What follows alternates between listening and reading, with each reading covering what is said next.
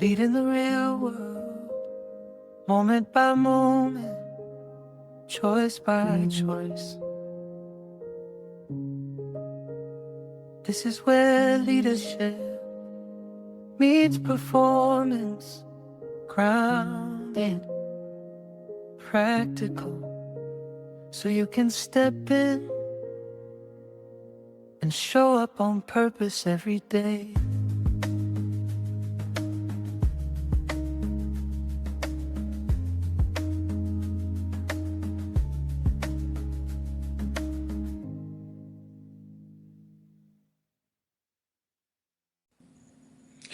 Good morning, ladies and gentlemen, and welcome to another episode of Clear Performance Coaching. And today we get to deep dive into improving performance. As a former Six Sigma and Lean guy, this one's going to be right up my alley. I'm very excited, and Sam and Kent, we all have a lot to share. So again, my name is Rick Timlick. I'm Sam Bracken. I'm Kent Vaughn. So glad to have you. Perfect. Good to be here. Guys, just to kick off, when you think of improving performance, what are some things that come to your mind? We have a lot to say about that. The thing I think about is that if we're not consciously focused on improving performance, we're going back the other way. There is really no such thing as standing still. In the global economy, in the world, just in our own human bodies, right? If you're not consciously focused on improvement, they don't have to be vast improvements, but if we're not pushing forward against some key goals, against some important visions or ideas that are important to us, just life is going to push us back, and we're going to end up in a place we didn't want to be because we weren't really thinking about, all right, what do we do next? Maybe it's this divine discontent kind of thing. We're not unhappy, we're not mad, but we're thinking, okay, what am I going to do to get better next, and what am I going to improve on? And because just life is like an escalator pushing us the other direction, I think, if we're not constantly moving forward, I think. That's a great perspective. To me, when it comes to the idea of improving performance, typically the first thing that comes to my mind is the need to change. Really, I used to work for a company called Shaw Industries, and the founder of Shaw Industries, Bob Shaw, used to say, if you always do what you always done, you'll always get what you always got.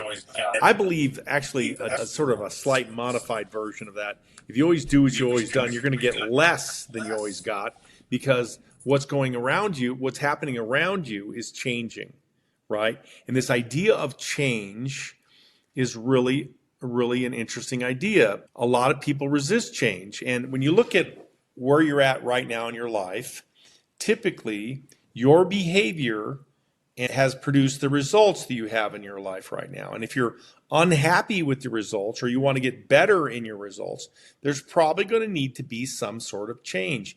Now, as human beings, we have these giant brains, and we're built for change. The great irony is, after years of study and years of research, I've boiled down 5 main barriers that get in the way of change. And the first thing that gets in the way of change is no desire to change, living in the comfort zone, being strangely comfortable with however good life is or however bad life is.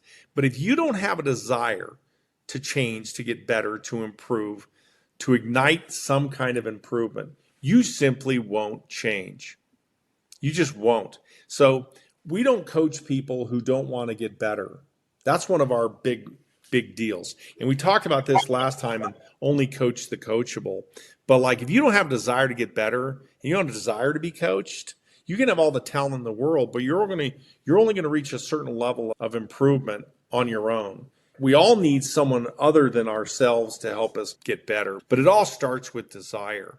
Another thing that gets in the way of change, the second thing, and this I see almost every day, I rarely see people not giving a crap, having no desire. That's something I don't run into a lot, right? What I see a lot is the second thing that gets in the way of change, and that is simply being overwhelmed. Too many things to consider, too many important and urgent things, competing priorities, like this idea of feeling overwhelmed gets in the way of change. It actually shuts your brain down. It spikes cortisol. It puts you in fight or flight response. So this idea of being overwhelmed can really be a main obstacle in getting in the way of change. And simply narrowing your focus and setting priorities on the most important things can help you dissipate this feeling of being overwhelmed. So those are two things. The third thing that gets in the way of change is you have no compelling motivation, no reason to change, right? You have no purpose in changing. There's no obvious benefit to you, right? And without a reason or motivation, you lack the emotional energy to keep at it, right? So that can get in the way of change because you expect it to be immediate and quick. Another thing that gets in the way of change is you expect it to be quick, right? Change takes a moment, right? Expecting change to happen quickly can get in the way of change because if it's lasting, meaningful change and if it's behavior based, it's going to take a moment to change. And the final thing is probably the most important thing that gets in the way of change is fear of the unknown, uncertainty of the future. By its nature creates anxiety. So those 5 things, right, get in the way of change. Now, why would we want you to understand that no desire to change is a barrier, feeling overwhelmed is a barrier, no reason to change is a barrier, expecting it to be fast and being afraid are the main things that get in the way of change. The reason we want to share this with you is when you understand that, it opens the door for change. It really invites change. It helps you seek it a lot more clearly. You know what's funny is I've got an organization I'm helping through a change leadership program, and yet their hesitancy to the program really uncovers all of the reasons that you've identified, those 5 things, for not wanting to change. So the very thing that gets them to need to change is the things that's getting them to resist the change effort. It is. And the great irony is our brains and our cerebral, our frontal lobe and the way our brains function, we're built for change. Like we're built to adapt, learn, and grow, because we have large brains. But yet for some reason we resist this stuff to have more comfort so we can get routines, and that creates extinction. Yeah, right. It eventually creates extinction. What I hear often is it's almost like it's a fear of changing from what I know today. Because even though today's not comfortable, even though today is causing me a lot of grief, I know it. And to switch to the unknown is causing me more anxiety than to stay in the suffering that I know today. Yeah, it's like the devil you know is always better than the devil you don't know. That's how I've heard that expressed. Yeah.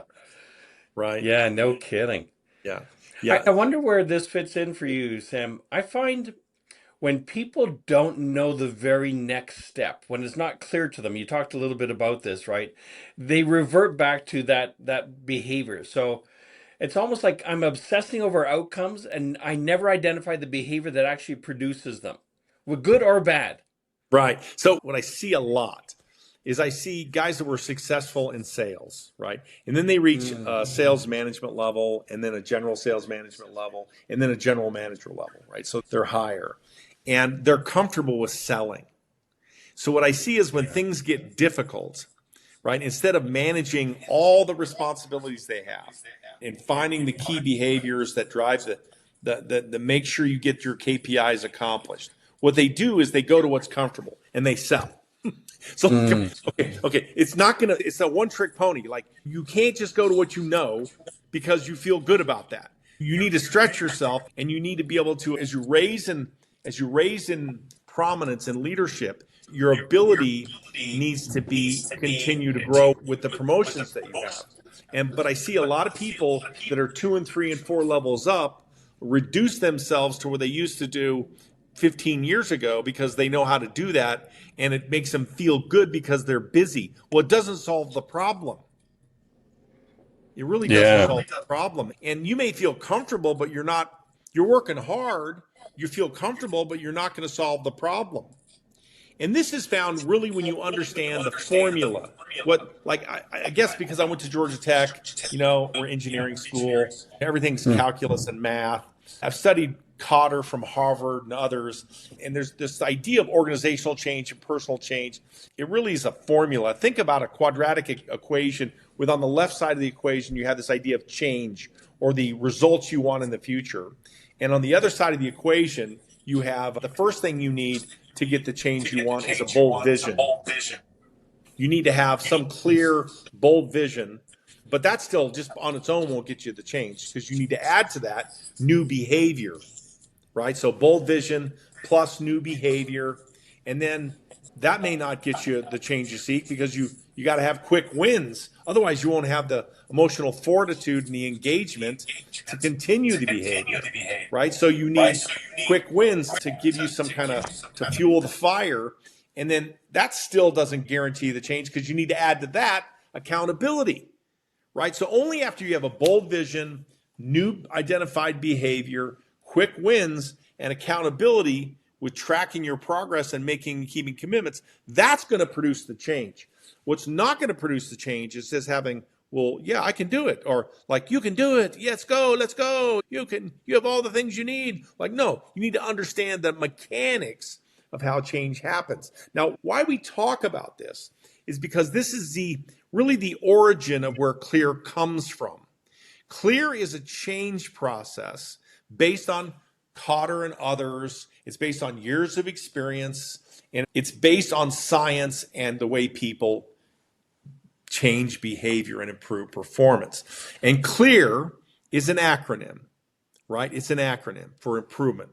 It's an execution process, an implementation process. You can call it whatever you want, but it's just a process to get better. And C stands for clarity around some goal, what you want to accomplish, getting as clear as humanly possible. In Kotter's formula, it would be bold vision, right? And the more clear you are, the better chances you have to accomplish the goal. But just being clear doesn't get you there, because you need to add to that some kind of new behavior, right? We call that leverage, right? Some kind of root behavior that drives the goal. And we like to say, find the root behavior, right? Find the right root behavior and do that to accomplish the goal. So the goal, clarity around the goal, C, is what you want to accomplish. Now, the lever is L, which is how you're going to accomplish the goal. This is what specifically you're going to do that's going to make the goal happen, right? But then you need to add engagement to that, right? You need to reason why you're accomplishing the goal. This is found in quick wins, right? Resolve, motivation, purpose, all that kind of stuff, right? So if you're not engaged, no involvement, no commitment, right? If you're all in, we like to say everyone counts. We like to say be all in all the time. We like to say be all in all the time with engagement, or understand why you're accomplishing the goal. And then we add to that when you're going to accomplish the goal. This is accountability. Everyone counts and everyone's counting.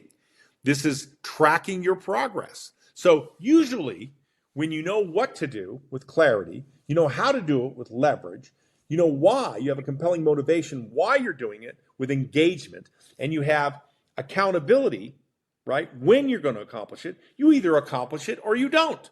That's our results. You either get the result you wanted or you don't. If you get the result you wanted, we celebrate. So oftentimes we'll work so hard to accomplish a huge objective, and then we don't celebrate. We just go to the next thing, right? And then we grind on people to produce results. We got to celebrate, right? That's a big miss. And the other miss is when you don't accomplish the goal, the whole world ends. Well, guess what? It doesn't end.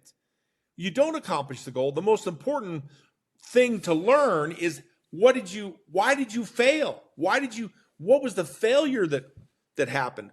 What was the error in my accountability? What was I not doing that I should have done to get me the results that I wanted? This is the idea of learning, adjusting, and improving and getting better, right? This is the application of learning why you failed and adjusting so you can win next time. And you start over at the beginning with CLEAR. So R stands for where is it going to take you? So an easy way to remember CLEAR is what do you want to do? How are you going to do it? Why are you doing it? When are you going to get it done? And where it's going to take you. That explains CLEAR. And by the way, it matches Kotter stuff perfectly. Now, the equation may not be perfectly aligned to spell out CLEAR, but we like this word clear because people who fail usually aren't clear. They're not clear on what to do. They're not clear on how to do it. They're not clear on when to get it done. They're not clear on what's in it for them, the motivation for them. They're not tracking it clearly, making progress, all that kind of stuff. So I know I talked for a lot there, but it's just a simple way to do an overview on what CLEAR is, what it means, all that kind of stuff. So Ken heard from me much today. So it was a great framing. Yeah, I agree. But Ken, you've been in performance improvement industries for decades. How have you seen this stuff in your career? Well, you know what's interesting? Without a methodology or a process to follow, what we end up saying is work harder, work smarter, right? That kind of thing. And that just completely alienates people, right? I am working harder. Are you kidding me? I can't work harder and work smarter. I don't even know what that means, right? And so by really having a methodology or process where you can go back again and again, okay, so what is what we're really trying to do? Why are we trying to do it? I think that's a piece that people don't spend enough time on. Why is this important? That vision, really catching the vision, and why is it important? And then having a way where we're very consistently, at a minimum on a weekly basis, talking about how are we doing it, pulling those levers? How are we doing it, taking those actions? In other words, holding people accountable. When we do something as simple as that, it's amazing how that alone dramatically improves performance and, more importantly, improves how people feel about it. While we're making progress, we're having success, we're winning again. So many times we've had clients that have said to us, we just need to find a way to win again. Well, what we say is pick the one or two things. I was literally on the phone yesterday with the CEO of Mercedes-Benz manufacturing in the United States. And we were talking about this very thing, this coaching for hundreds of leaders. And he said, so what you're telling us, we need to identify one or two things that we really want to go after with this. I said, precisely. Not 100 things, not 1,000 things, but what are the one or two things we're really going to go after, and why are they important? And then we'll apply all the other part of the process and methodology. It's kind of setting a stake in the ground. Can't get better at everything all at once, but one or two things. That's what I've seen have so much impact in all the hundreds of organizations that three of us have worked with over the last 20, 25, 30 years. You know, it's interesting you say this because when you have 10 goals, I think the data tells us that the more goals you have, the greater the probability of you not accomplishing those goals. So like if you have one goal, if you focus on one thing, if which is within your control, the likelihood of you achieving that one thing is pretty high, nearly 100%. As soon as you go to two goals at the same time, by the way, it's a different, landing one plane at a time is different than having 10 goals you're trying to do at once. But like if you're trying to do it all at once, as soon as you go to two goals, the likelihood of you achieving that with excellence drops to 50%. If you go to three goals or more, or three goals, it goes to under 30%. And if you go to four goals and you're trying to do four things at the same time, the likelihood of you achieving those goals with excellence goes to zero. It completely diminishes. It's like when I explain this to people, it's like trying to text and drive with excellence together. Like you can't do it. Your brain, you're going to do one well and do the other. If you text well, you're going to kill somebody, right? So you can't do it. You can't do both. The way our brains are wired, we can't do two things simultaneously at the same time with absolute devotion and excellence and focus. Our minds are only able to focus on one single thing at a time. But then you say, what about multitasking? Everybody's a good multitasker. And I'm like, well, there's no such thing as quality multitasking. Actually is dynamic, is rapid single tasking that appears to be multitasking, right? So what's happening is people that are multitasking are really just rapidly single tasking, and they do it with such efficiency, people perceive them to be great multitaskers. What do you think of this, Rick? Yeah, I totally agree. You know, I mean, first off, vague goals create vague outcomes, right? And True. this is what we really talk about, is getting that clarity on there. And the deck says, and Ken, you're always very good at bringing the deck, so I'm going to take a page out of your notebook. So for those that see it on video, I'm just holding up the card on taking clear action. The deck says clarity is what you're going to accomplish. And if people can see it, they can do it. So goal setting research has consistently shown us if you've got a specific challenging goal that's going to outperform a vague one, including at a group level, not just individual level. And so this is what I see all the time is the first real effort is to get clarity.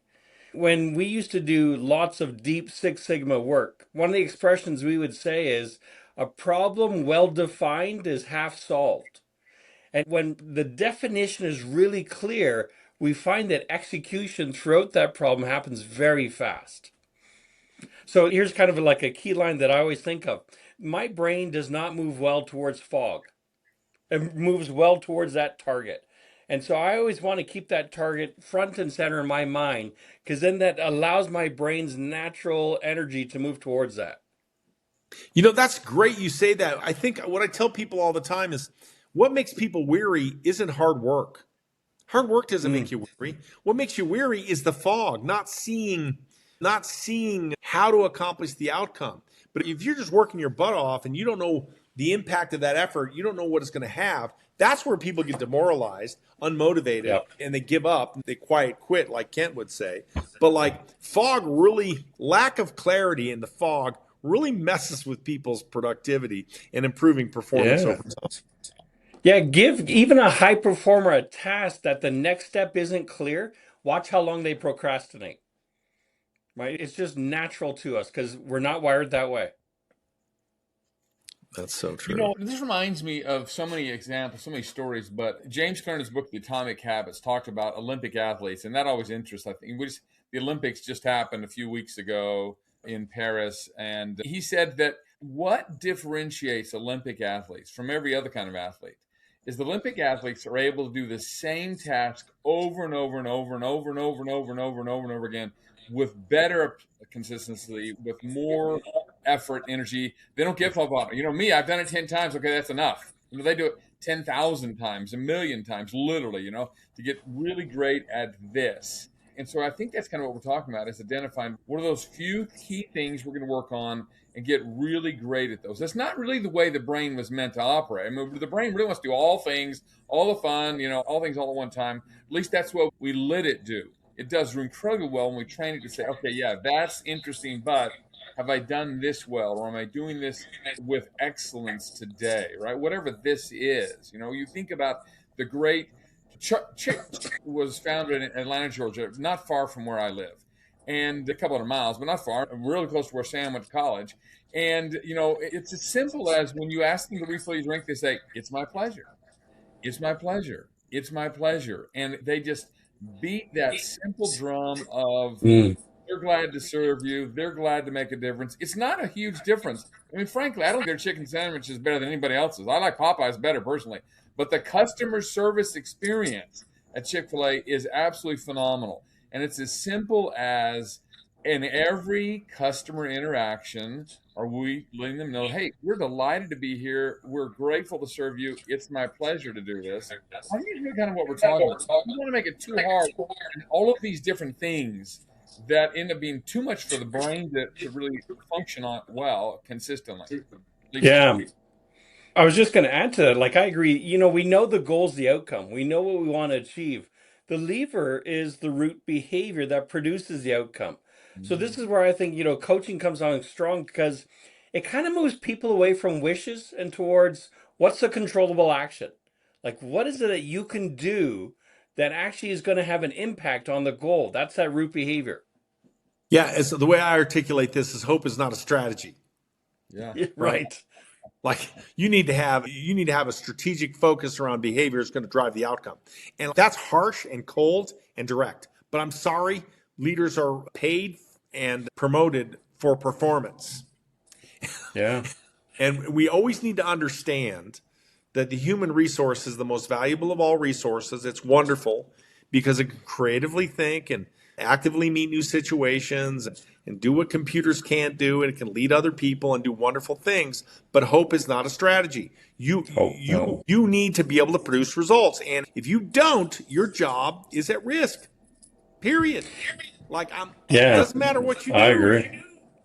You know, Sam, you gave an interesting example of landing an airplane. And it's funny when I talk to many organizations about what role do you think you have?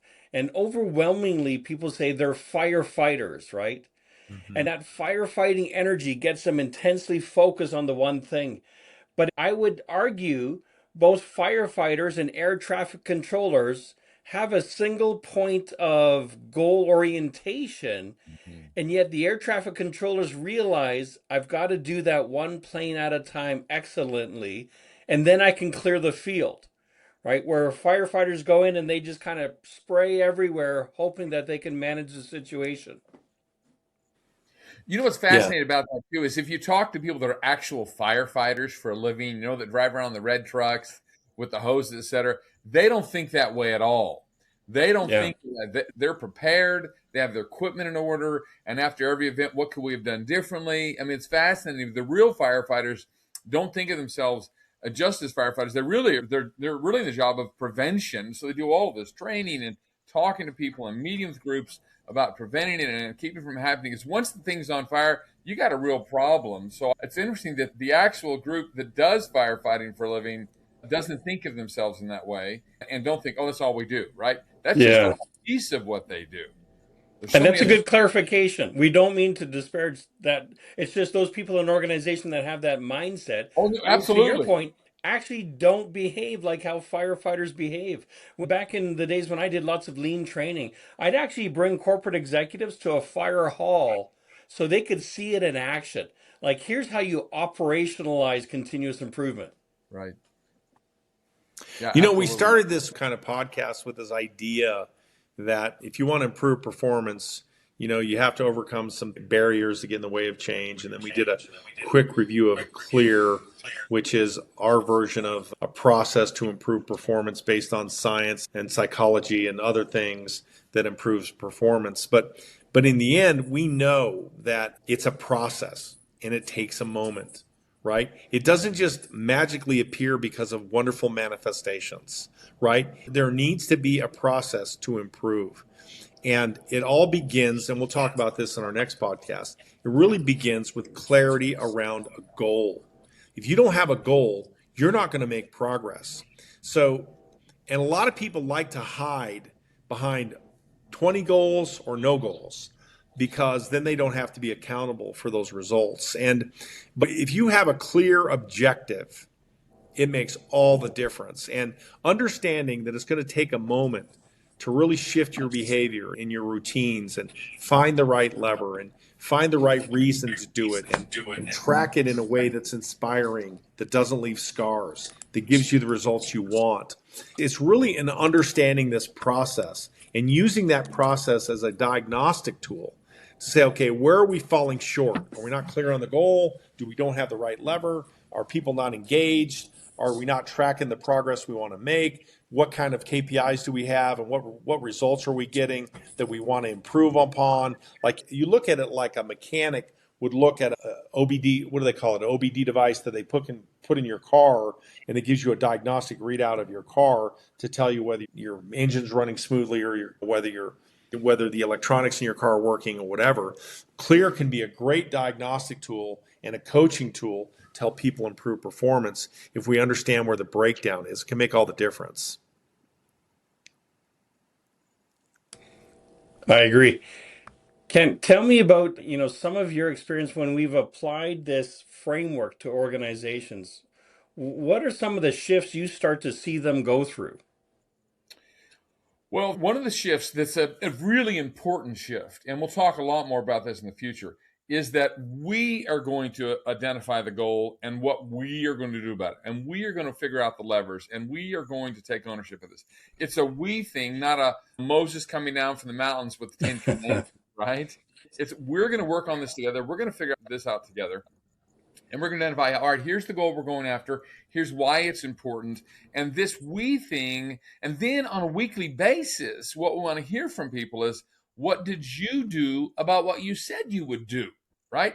Not me, it's not me having to grind on you. It's just simply, what'd you say you were going to do? Did you do it? How did it go? Where do you need help? What are you doing next, right? That kind of thing, right? It's as simple as that. And so many times leaders, I remember as a young leader decades ago thinking, I didn't know the answer to everything. And it was very scary because everyone that worked for me was older than I was, had been with the organization longer than I had been there. And I thought, how am I going to have all the answers? And so I studied and prepared, and I finally realized they have the answers. I need to be asking them. And they would go, what, you want to know what I think? Well, as a matter of fact, I do. I remember telling a guy on a machine one time at Kimberly-Clark, who had been there 25 years. I'd been there 2.5 months. And he said, well, college boy, what do you think? And I said, well, how long have you worked on this machine? He said, 25 years. And I said, so you have a PhD in this equipment. How could I possibly ever tell you? You'll forget more about this machine than I'll ever know. So how about if you tell me? He was blown away. He's like, what? You want to know what? Of course I want to know, because I don't know. And I didn't do it because I was so smart. It's because I knew I didn't know. He was the guy that knew. So if I tried to make up the answer, we'd all be in trouble. Yeah, what I love about this, Ken, is the principle of no involvement, no commitment, right? And we like to, at Clear Performance Coaching, we like to help people co-create the goals, involve the people in goal creation, because there's this weird dynamic when you assign someone their goal and you tell them how to do their goal, they'll accomplish their goal. They go off and do it, and when they fail, they blame you. Yeah. They blame you. But when you co-create it with them and you involve them and you use best ideas, right? Their buy-in goes through the roof, and your ability to achieve your goal is huge. And this idea of co-creating the goal with them, learning from them as much as you're teaching them. These are coaching ideas, coaching concepts, coaching methodologies that can be very, very helpful. Yeah, absolutely.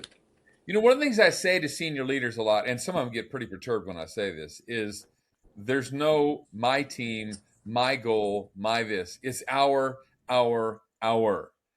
team, our goal, our activity. When you say it's my, then they're like, hey, good luck with that, right? You're implicitly saying it's all about you instead of our team, our goal, our behaviors, our whatever. I mean, I've seen so many times the best leaders will say when we fail, it was my fault, and we did well, we did it, right? And I think there's so much to be said for that. If we fail, how did I fail the team? What could I have done differently? And when we win, hey, look at the team. Look at what the team did, right? And that's what we see again and again, that teams that were kind of bent over with failure and despair, and we can't get anything right around here too, where they're kind of standing a little more erect. They're walking with a little kind of energy in their step, and they're just excited to share. Here's what we've been doing. Here's how we're winning, and here's how when it becomes us and we, etc. You know, I remember years ago at the end of the NBA season in the United States, the announcer said, it's kind of funny because we had a team, and I won't say the team, that at the beginning of the season, everyone thought would take it away. They had the 5 best starting guys on the floor, period, bar none, and they had a horrible season. And one of the announcers said, it's because you had 5 millionaires playing, not a team. And it was every man for himself, every man doing his part. And you know what? You can't play the game of basketball or soccer or anything else well as a team if it's just one person. One person can't play all the positions and do all of the things, right? One may be a little more out front for that reason, but we got to have everybody doing their part. We got to have everybody. I used to say you can either have a team of champions or a championship team, right? And that's what you're talking about. If we think about landing this plane as that analogy, you know, the only thing I'd add is, and you said it in the beginning, I think it's important to circle back. Performance isn't about pushing harder. You know, we've got a framework about 5 things that working together, the clarity, the leverage, the engagement, accountability, and results. When that's together, you truly see this human performance system that you know we've mapped out actually in action. Yeah. I like that. You know, the thing that and I think we ought to say this again and again to people is we've seen this work hundreds and hundreds and hundreds of times in hundreds of different kinds of organizations, large and small. It isn't something we made up. It's something we've learned by hard, trial and error about what really works. And, it's fascinating. With Lorem yesterday, Lorem is this huge railroad maintenance company that's Rick's client. And the VP of operations was on a coaching call we did. And at the end, we're 9 weeks into this process exactly with the first set of teams. And, we're not at 100%. We're probably more like 70%, right? And so there was a little down in the mouth stuff about that. And we have a call later about today. And I said, but here's what I want you to think about. 9 or 10 weeks into any other thing you've ever done in the past, would people even be able to remember what it was, much less report on a consistent basis about what they're doing? And they're like, yeah, exactly. And immediately VP of Operations said, hey, I just want to chime in on that. Amazing what you guys have done. Amazing what's happening. Yeah, it's not 100%, but we're seeing so much progress and so much action out on the machines with what people are doing 9 or 10 weeks in. And there's nothing we've ever done before that people could even remember 9 or 10 weeks in that we were doing it at any grand scale. Little pockets of excellence. Pockets of excellence don't win for an organization. It's everybody doing it together. Now, but man, think about when you get 50, 60, 70% involvement. It's incredible what happens. Incredible what happens. Absolutely. Yeah. Final thoughts, Sam?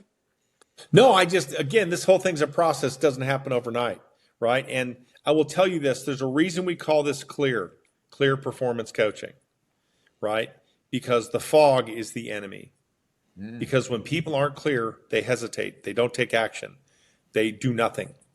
And when they are clear, they're a lot more likely to achieve the outcome. But it begins with clarity around the goal. And we'll talk about that next time. But again, things don't just magically appear. You know, you might be good at sketching things and drawing. And occasionally in your spare time, you draw. You sketch. All right. Let me tell you what doesn't happen. 30 years later, you don't become Leonardo da Vinci. You don't become one of the great artists of all time because you didn't wake up early and you didn't go to bed late and you didn't draw and paint. You didn't do the things that made you what the masters do. You didn't pay the price because you didn't pay the price around the right levers to become a master artist. And so often we're taught that if we just go with the flow and accept goodness and that we're going to achieve some great level of performance, you got to make that happen with your actions. You got to control your thinking, narrow your focus, behave in such a way to accomplish your objectives. And you do that over your lifetime, making incremental improvements. It has an exponential impact in your life. So we are very passionate about this process and what the benefits it brings all human beings. And it's not just whether you work in the private sector or for-profit or nonprofit organizations or in healthcare, none of it matters whether you work in government. None of it matters because it's all principle based. So we're excited to continue to share with you these concepts that can make a gigantic difference in your life. Absolutely. So a good way to finish it, because we're going to dive deeper into improving performance on the next episode. So thank you for sticking with us. We look forward to chatting with you soon. Bye-bye now.